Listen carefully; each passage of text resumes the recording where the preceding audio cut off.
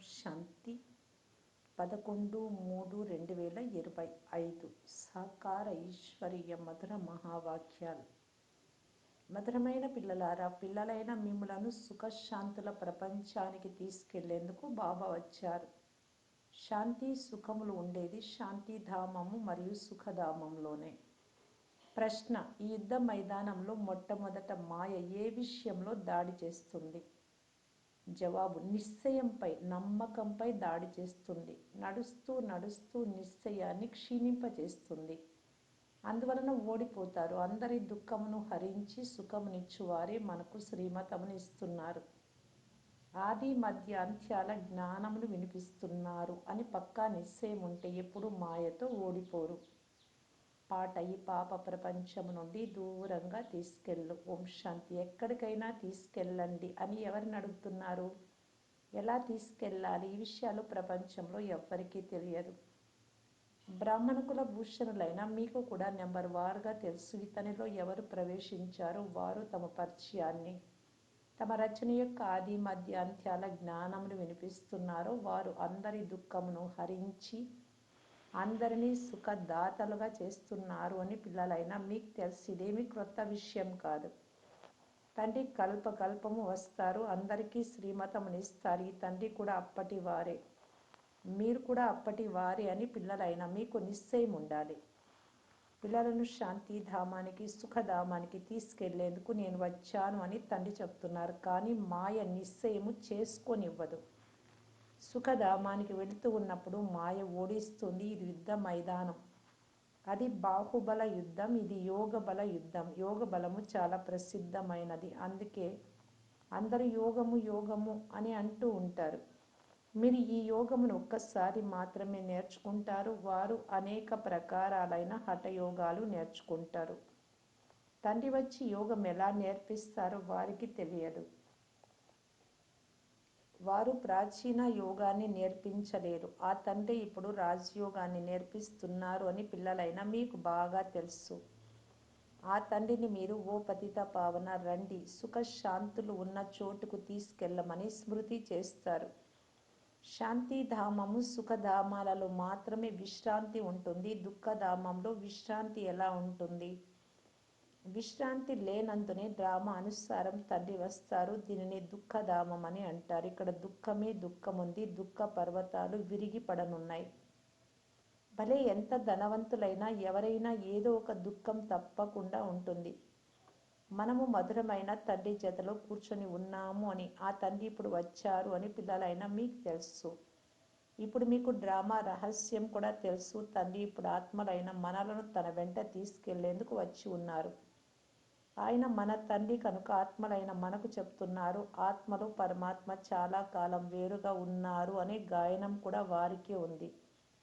శాంతిధామంలో ఆత్మలన్నీ కలిసే ఉంటాయి. ఇప్పుడు తండ్రి ఇక్కడికి వచ్చారు. ఇంకా అక్కడ మిగిలి ఉన్న కొన్ని ఆత్మలు కూడా క్రిందకు వస్తూ ఉన్నాయి. ఇక్కడ తండ్రి మీకు ఎన్నో విషయాలు అర్థం చేయిస్తారు. ఇంటికి వెళ్తూనే మీరు మర్చిపోతారు. వాస్తవానికి చాలా సులభమైన విషయం. సర్వుల సుఖదాత, శాంతి దాత అయిన తండ్రి కూర్చొని పిల్లలకు అర్థం చేయిస్తూ ఉన్నారు. ఇప్పుడు మీరు చాలా కొద్ది మంది మాత్రమే ఉన్నారు. మెల్లమెల్లగా మీ సంఖ్య వృద్ధి చెందుతూ ఉంటుంది. మీకు తండ్రి పైన గుప్త ప్రేమ ఉంది. మీరు ఎక్కడున్నా బాబా మధుబనంలో కూర్చొని ఉన్నారు అని బుద్ధిలో ఉంటుంది. తండ్రి చెప్తున్నారు, నన్ను మూలవతనంలో స్మృతి చెయ్యండి. మీ నివాస స్థానం కూడా అదే కనుక తండ్రిని తప్పకుండా స్మృతి చేస్తారు. వారిని మాతాపిత అని అంటారు. వారు ఇప్పుడు మీ వద్దకు వచ్చారు. తండ్రి చెప్తున్నారు, నేను మిమ్మల్ని తీసుకెళ్లేందుకు వచ్చాను. రావణుడు మిమ్మల్ని తమో ప్రధానంగా పతితంగా చేశాడు. ఇప్పుడు సతో ప్రధానంగా పవిత్రంగా అవ్వాలి. పతితులు ఎలా వెళ్ళగలరు? తప్పకుండా పవిత్రంగా అయ్యే తీరాలి. ఇప్పుడు ఒక్క మనిషి కూడా సతో ప్రధానంగా లేడు. ఇది తమో ప్రధానమైన ప్రపంచం. ఇది మనుషులకు సంబంధించిన విషయమే. సతో ప్రధానం, సతో రజో తమోల రహస్యం మనుషులకు మాత్రమే అర్థం చేయిస్తారు. తండ్రి తన పిల్లలకు మాత్రమే అర్థం చేయిస్తారు. ఇది చాలా సులభం. ఆత్మలైన మీరు మీ ఇంట్లో ఉండేవారు. అక్కడ అన్ని పావనాత్మలే ఉంటాయి. అపవిత్రులు ఎవ్వరూ ఉండలేరు. దాని పేరే ముక్తిధామం. ఇప్పుడు తండ్రి మిమ్మల్ని పావనంగా చేసి పైకి పంపిస్తారు. మళ్ళీ మీరు పాత్రను అభినయించేందుకు సుఖధామంలోకి వస్తారు. సతో రజో తమోలోకి మీరే వస్తారు. బాబా మమ్మలను విశ్రాంతి ఉన్న చోటుకు తీసుకెళ్ళమని పిలుస్తారు కూడా. విశ్రాంతికి ఎక్కడ లభిస్తుందో సాధు సన్యాసులు మొదలైన వారెవ్వరికీ తెలియదు. సుఖము, శాంతి, విరామం ఎక్కడ లభిస్తాయో పిల్లలైన మీకు ఇప్పుడు తెలుసు. ఇప్పుడు మనకి 21 జన్మల సుఖంనిచ్చేందుకు బాబా వచ్చారు.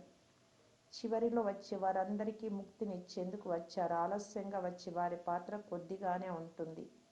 మీ పాత్ర అందరికంటే పెద్దది. 84 జన్మల పాత్రను అభినయించి పూర్తి చేశాము అని పిల్లలైనా మీకు తెలుసు. ఇప్పుడు చక్రం పూర్తి అవుతుంది. పాత వృక్షమంతా సమాప్తం అవుతుంది. ఇప్పుడు మీ గుప్త ప్రభుత్వం దైవీ వృక్షం యొక్క నాటు వేస్తూ ఉంది.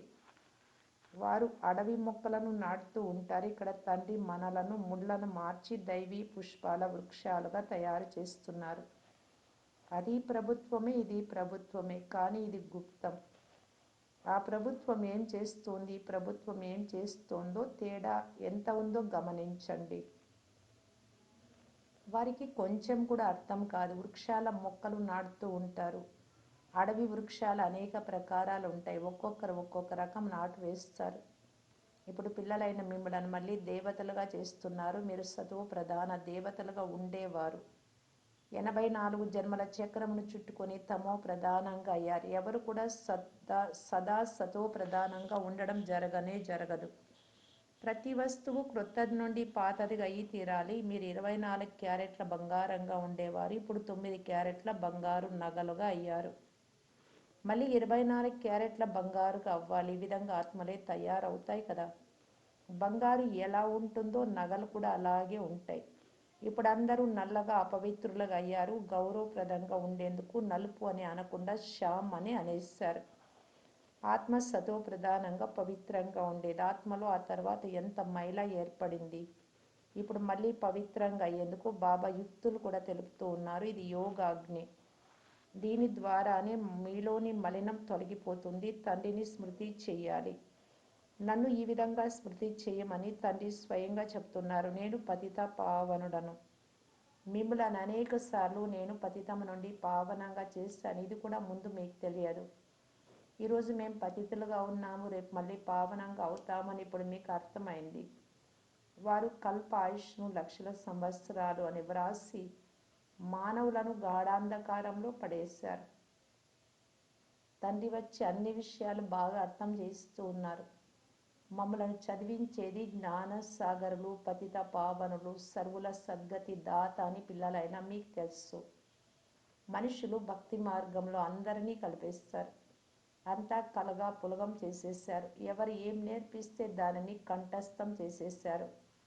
ఇప్పుడు తండ్రి చెప్తున్నారు, మీరు నేర్చుకున్నదంతా మర్చిపోండి, జీవించి ఉండి నా వారీగా అవ్వండి.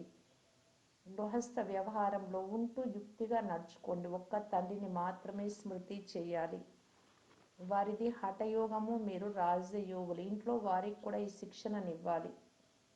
మీ నడవడిక చూసి వారు మిమ్మల్ని అనుసరించాలి. ఎప్పుడూ పరస్పరం కొట్లాడరాదు. ఒకవేళ కొట్లాడుతూ ఉంటే ఇతరులు ఏమనుకుంటారు, వీరిలో చాలా కోపం ఉందని అనుకుంటారు. మీలో ఏ వికారము ఉండరాదు. మానవుల బుద్ధిని సమాప్తం చేసేది సినిమా.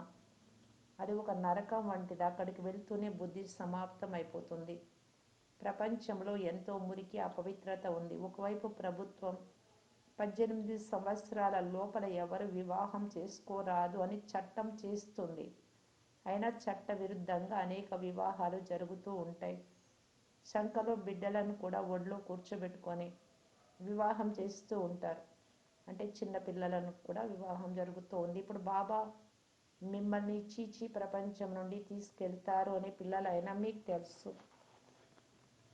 మిమ్మల్ని స్వర్గానికి అధికారులుగా చేస్తారు. నిర్మోహులై కేవలం నన్ను స్మృతి చెయ్యండి అని తండ్రి చెప్తున్నారు. కుటుంబ పరివారంలో ఉంటూ నన్ను స్మృతి చేయండి. శ్రమ చేస్తే కదా విశ్వానికి అధికారులుగా అయ్యేది. తండ్రి చెప్తున్నారు, నన్ను ఒక్కరినే స్మృతి చేయండి, ఇతర అసురీ గుణాలను వదలండి. ప్రతిరోజు రాత్రిపూట మీ లెక్కాచారాన్ని చూసుకోండి, చార్టు రాయండి. ఇది మీ వ్యాపారం. ఈ వ్యాపారాన్ని ఎవరో అరుదుగా చేస్తారు. ఒక్క సెకండ్లో నిరుపేదలను కిరీటధారులుగా తండ్రి చేస్తారు. ఇది ఇంద్రజాలం. ఇటువంటి ఇంద్రజాలికుని చేయి పట్టుకోవాలి. వారు మిమ్మల్ని యోగ బలం వలన పతితుల నుండి పావనంగా చేస్తారు. ఇతరులెవ్వరూ చేయలేరు. గంగతో ఎవ్వరూ పావనంగా అవ్వలేరు. పిల్లలైన మీలో ఇప్పుడు ఎంతో జ్ఞానం ఉంది. మీ ఆంతరికంలో బాబా మళ్ళీ వచ్చారు అనే సంతోషం ఉండాలి. దేవీల చిత్రాలు మొదలైనవి కూడా చాలా తయారు చేస్తారు. వారికి ఆయుధాలనిచ్చి భయంకరంగా చేసేస్తారు. బ్రహ్మ కూడా అనేక భుజాలు చూపిస్తారు. కానీ ఇప్పుడు బ్రహ్మకు భుజాలు లక్షల సంఖ్యలో ఉంటాయి అని మీరు అర్థం చేసుకున్నారు. బీకేలందరూ ఈ బాబా ఉత్పత్తే కదా. అందుకే ప్రజాపిత బ్రహ్మకు అన్ని భుజాలు చూపించారు. ఇప్పుడు మీరు రూప బసంతులు అనగా జ్ఞాన యోగిలుగా అయ్యారు. మీ నోటి నుండి సదా రత్నాలే వెలువడుతూ ఉండాలి. జ్ఞాన రత్నాలు తప్ప ఇతరం ఏదీ రాకూడదు. జ్ఞాన రత్నాలు విలువ ఎవ్వరూ కట్టలేరు. తండ్రి చెప్తున్నారు, మన్మనాభవ, తండ్రిని స్మృతి చేస్తే దేవతలుగా అవుతారు. మంచిది. మధురాతి మధురమైన ఆత్మిక పిల్లలకు మాతాపిత బాప్దాదాల ప్రియ స్మృతులు మరియు గుడ్ మార్నింగ్. ఆత్మిక పిల్లలకు ఆత్మిక తండ్రి నమస్తే. రాత్రి క్లాసు 11/3/1968. ప్రదర్శనను ప్రారంభించేందుకు చాలా గొప్ప గొప్పవారు మీ వద్దకు వస్తారు. భగవంతుడిని పొందుకునేందుకు వీరు ఈ మంచి దారిని కనుగొన్నారు అని మాత్రమే వారు అర్థం చేసుకుంటారు. భగవంతుడిని ప్రాప్తి చేసుకునేందుకు ఎలాగైతే సత్సంగాలు మొదలైనవి చేస్తారో, వేద శాస్త్రాలు చదువుతారో అలా వీరు కూడా ఈ మార్గం ఎన్నుకున్నారు అని వారు అనుకుంటారు. అయితే వీరిని భగవంతుడే చదివిస్తున్నారు అని వారికి తెలియదు. కేవలం మంచి పనులు చేస్తారు అని, పవిత్రంగా ఉంటారు అని, భగవంతుడితో మిలనం చేయిస్తారు అని మాత్రం వారికి తెలుసు. ఈ దేవీలు మంచి మార్గం కనుగొన్నారు అని మాత్రమే తెలుసు, అంతే. ఎవరితో ప్రారంభోత్సవం చేయిస్తారు వారు స్వయాన్ని చాలా గొప్పవారమని భావిస్తారు.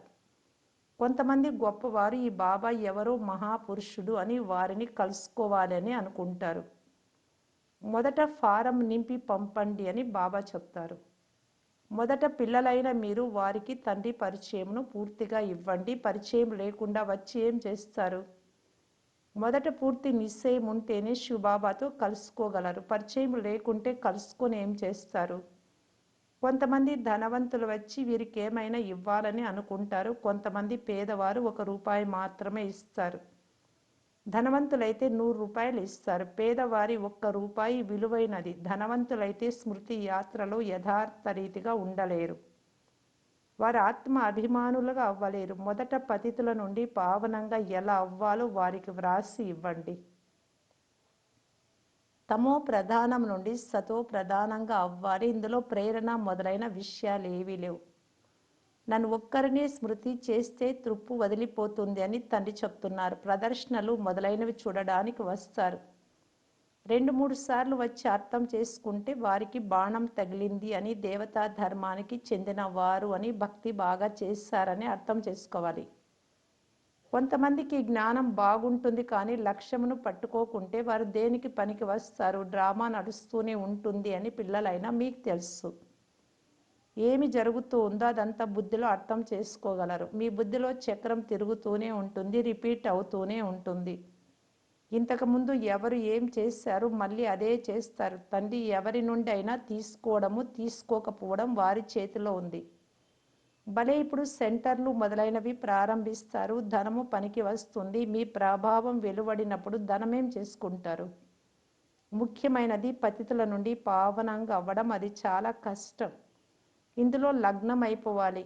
మనమైతే తండ్రిని స్మృతి చేయాలి, అన్నం తినాలి, తండ్రిని స్మృతి చేయాలి. మొదట మనం తండ్రి నుండి వారసత్వం తీసుకోవాలని భావిస్తారు. మనం ఆత్మలమను విషయం మొదట పక్కాగా నిశ్చయం చేసుకోవాలి. ఇటువంటి వారైతే వేగంగా పరుగు తీస్తారు. వాస్తవానికి పిల్లలైన మీరు మీ యోగ బలంతో విశ్వమంతటిని పవిత్రంగా చేస్తారు.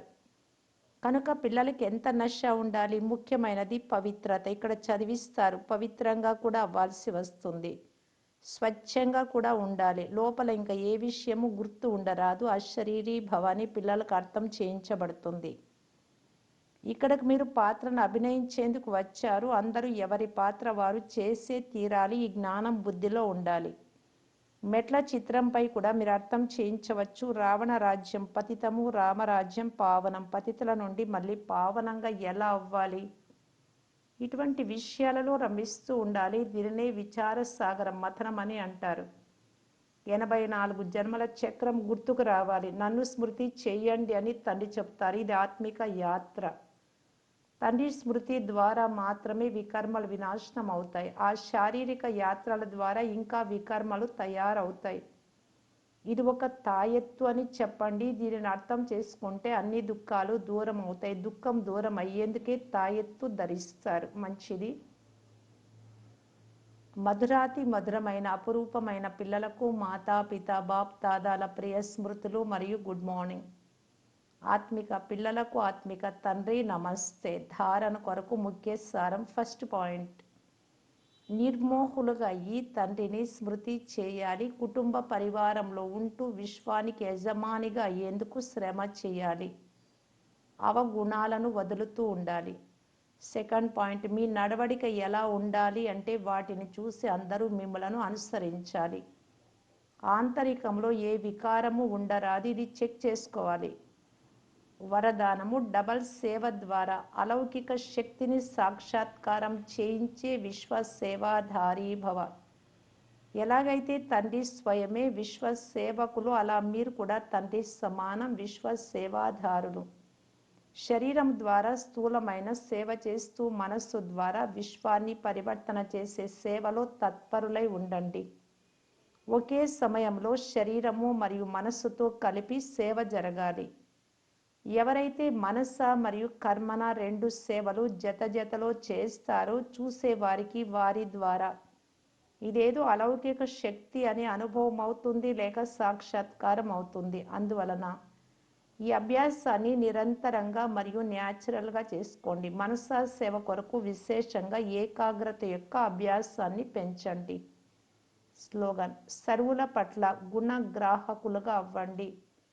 అంటే ప్రతి ఒక్కరిలో ఉండే మంచి గుణం మాత్రమే చూసి అలవర్చుకునే వారిగా కండి. కానీ బ్రహ్మ బాబాను ఫాలో చేయండి. అవ్యక్త సూచన, సత్యత మరియు సభ్యత రూపీ కల్చర్ను స్వంతం చేసుకోవటానికి బాప్దాదా తెలియజేస్తున్నారు. ఇప్పుడు స్వచ్ఛత మరియు నిర్భయత యొక్క ఆధారంతో, ఒకటి స్వచ్ఛత, రెండవది నిర్భయంగా ఉండడం. ఈ ఆధారంతో సత్యత ద్వారా ప్రత్యక్షం చేయండి బాబాను. నోటి ద్వారా సత్యత యొక్క అథారిటీ స్వతహాగానే తండ్రిని ప్రత్యక్షం చేస్తుంది. ఇప్పుడు పరమాత్మ బాంబు అనగా సత్యమైన జ్ఞానం ద్వారా భూమిని పరివర్తన చేయండి. అందుకు సహజ సాధనము సదా నోటిపై లేక సంకల్పంలో నిరంతరం మాల సమానంగా పరమాత్మ స్మృతి ఉండాలి. అందరిలో మేరా బాబా అనే ఒకే ధ్వని ఉండాలి. సంకల్పము, కర్మ మరియు వాచాలు ఇదే అఖండమైన ధ్వని ఉండాలి. ఇదే అజపాజపము ఉండాలి. అప్పుడు వేరే విషయాలు స్వతహాగానే సమాప్తం అవుతాయి. ఓం శాంతి.